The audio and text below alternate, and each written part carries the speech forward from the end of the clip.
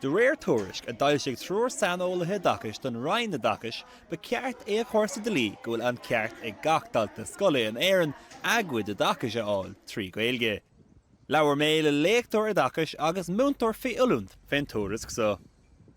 Is tócha beidir go bhfuil míad chun deireadh beagán bhuair Ryan na hórapa I le an dá hangachas agus is tócha beidir go bhreastalóch an policy nua seo mar jouler an tomadachas agus lehanú an tomadachas beidir sin agus go méiste chóchéim lenar ggó lecathe an mórrain.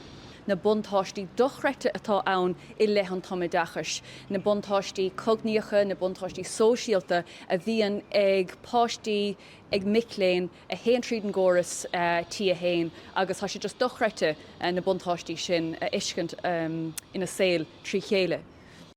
Agus céir de ceapan duine ón géad glún eile de bhúntóirí. Tá ag staidne chun bhéh mo in babunún tóir agus bhhaithlam béidir posta áil in Ghaeilge I kins.